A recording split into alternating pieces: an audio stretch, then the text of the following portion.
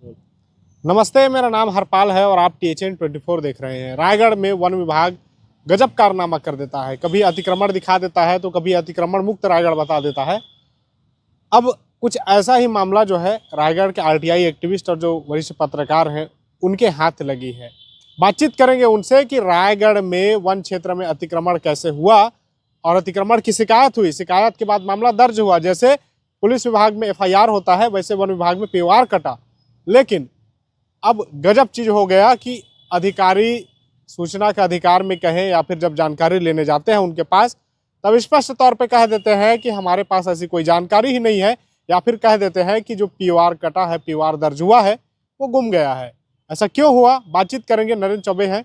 बात भैया, जानकारी मिली कैसे और ये इसके बारे में थोड़ा बताइए। अभी आप देख रहे होंगे लगातार वनों का रकबा घटता जा रहा है। उद्योगों की वजह से इस पे कई आंदोलन भी हो रहे हैं। इसी विषय को लेकर के जब मैं वन परिक्षेत्र रायगढ़ जा कर के इनका एक रजिस्टर होता है FRC रजिस्टर, उसमें मैंने अवलोकन किया तो विधिवत अवलोकन में मैंने पाया कि 2 POR इसमें 2021 और 2011 के 2 POR दिखे जो अतिक्रमण से संबंधित थे। मैंने RTI के माध्यम से उन दोनों POR की कॉपी मांगी। मज़े वाली बात यह है कि एक चीज बता दीजिए, POR किसके नाम से दर्ज हुआ था? क्या ये बाहरी व्यक्ति है या वन विभाग के कर्मचारी हैं या फिर किसी अन्य विभाग के कर्मचारी हैं? देखिए, इसमें एक जो POR है 2011 का, वो जीवोलाल चौहान के नाम से दर्ज हुआ था, और 2021 का जो POR है वो सुनील कुमार शर्मा के नाम से दर्ज हुआ था।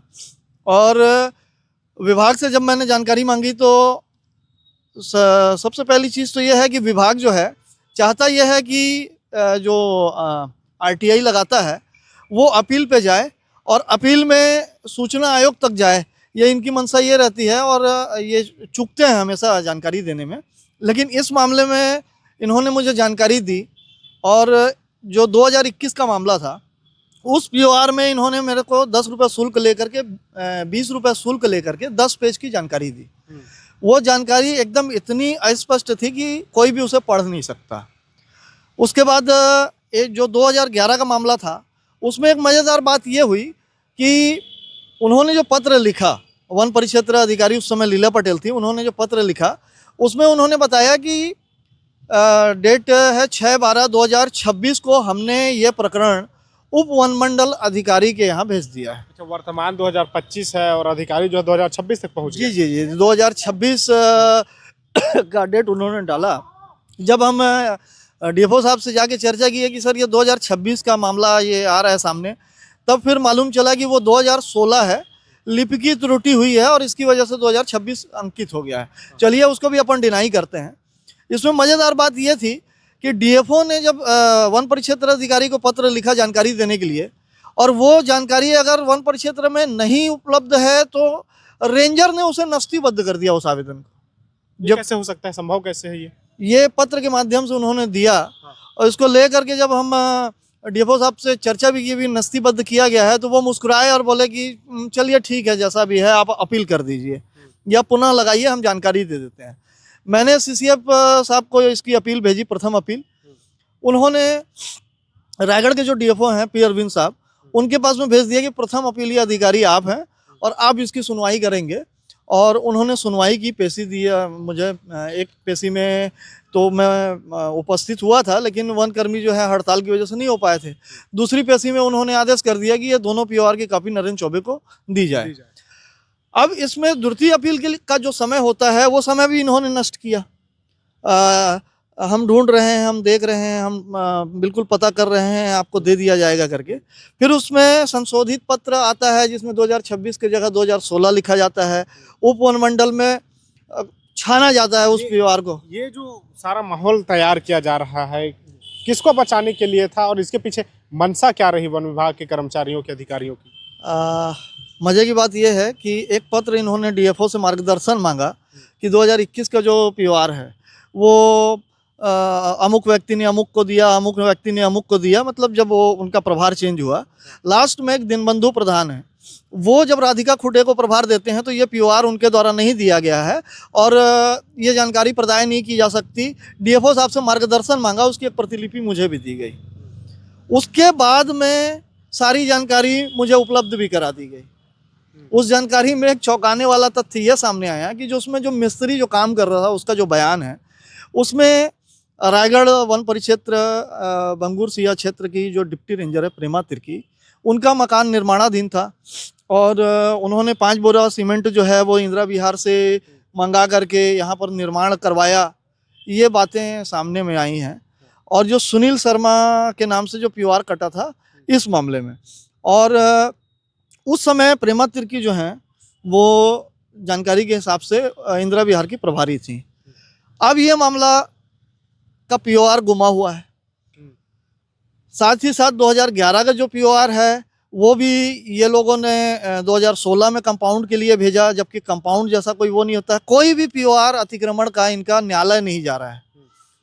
देखिए, जब कोई मामला दर्ज होता है तो उसमें सजा देने के लिए, यूं कहे ना भैया, सजा देने के लिए जो है वो आगे न्यायालय तक जाता है। न्यायालय जो है उसमें दोनों पक्षों की सुनवाई करने के बाद अपराध सिद्ध होता है तो सजा दी जाती है। तो ये सब चीज बाईपास कर दिया जा रहा है इसमें। चलिए प्रकृति की भी बात करते हैं कि कोई आदमी अगर गलती से वन भूमि में कब्जा कर लेता है तो उसको समझाइश दे करके जुर्माना करके अगर छोड़ दिया जाता है, यहाँ तक भी बात समझ में आती है। लेकिन जहाँ वन कर्मी या उनके रिश्तेदार ही क्या बोलते हैं वन भूमि में कब्जा करे, वो भी रिजर्व फॉरेस्ट में, तो वहाँ पर बात यह थी कि ये मामला तो न्यायालय जाना ही था।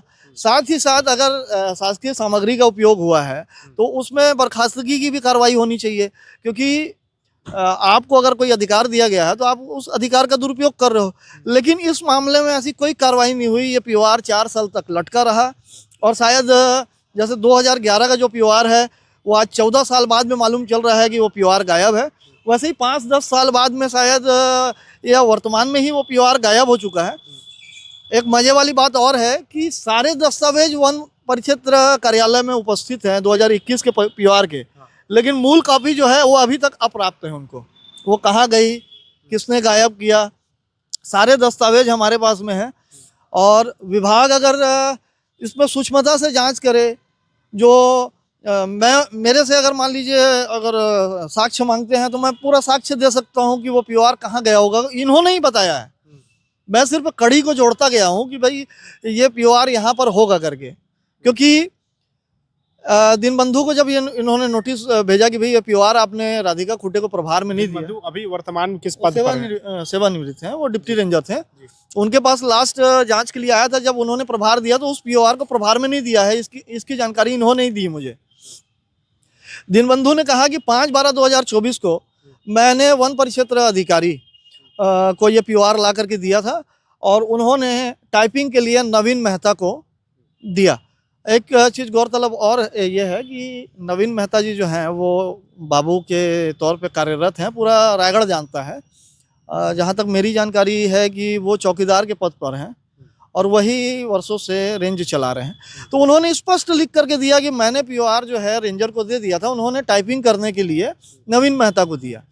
और 6 तारीख को रेंजर एक पत्र लिखते हैं डीएफओ को, क्योंकि 80 का जो नोटिस होता है बेदखली का वो डीएफओ काटते हैं, तो 6/12 को ही पत्र लिखते हैं रेंजर और 10/12 को 80 का नोटिस कटता है। मतलब तो कागजात जो विभाग में ही रहा तब ना ये कानूनी प्रक्रिया होगी। जी। अब प्रश्न ये उठता है कि जब दीनबंधु ने अपने पास पीओआर वो रखे हुए थे और उस पीओआर को राधिका खुटे को उन्होंने नहीं दिया, तो फिर ये जानकारी जो मेरे पास आई, ये जानकारी कहाँ से आई? ये जानकारी कहाँ से आई? और दूसरी चीज़, दीनबंधु का जो कहना है कि 5/12/2024 को मैंने वन परिक्षेत्र अधिकारी को ये पीओआर दे दिया था और 6 तारीख को वो पत्र लिखते हैं, तो जाहिर सी बात है कि मूलतः दस्तावेज को लेकर के ही वो पत्र लिखते हैं डीएफओ को, और 10 तारीख को 80A का नोटिस भी कटता है। उसके बाद में अभी ये और पत्र लिख करके घुमाया जा रहा है कि दीनबंधु से ये पूछा जा रहा है कि जब आपने वन परिक्षेत्र अधिकारी को पीओआर दिया तो क्या आपने पावती ली थी? जब विभागीय व्यक्ति जो है, विभागीय व्यक्ति को अगर कोई दस्तावेज दे रहा है तो उसके लिए पावती मांग रहे हैं ये लोग। जी। अब इसमें ऐसा है कि वन परिक्षेत्र अधिकारी जो रेंजर है वो डिप्टी रेंजर को बोलते हैं कि अरे यार वो फला डॉक्यूमेंट तुम ला करके दो, तो अब इनको उसकी भी पावती लेनी चाहिए।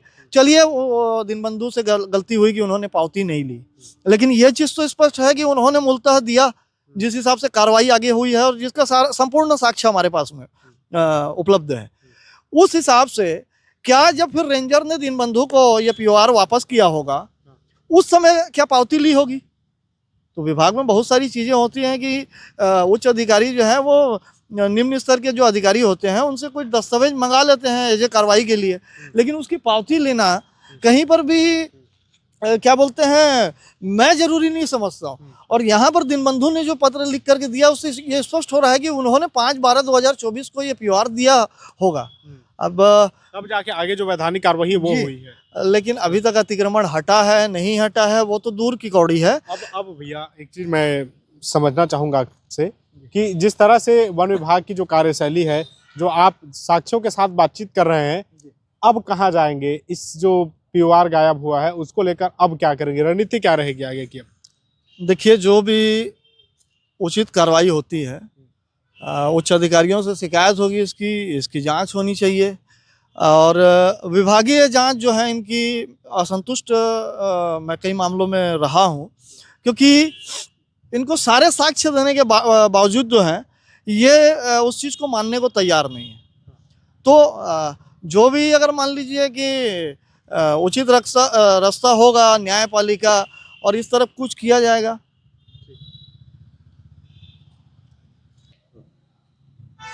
देखिए, आप नरेंद्र चौबे जी को सुन रहे थे।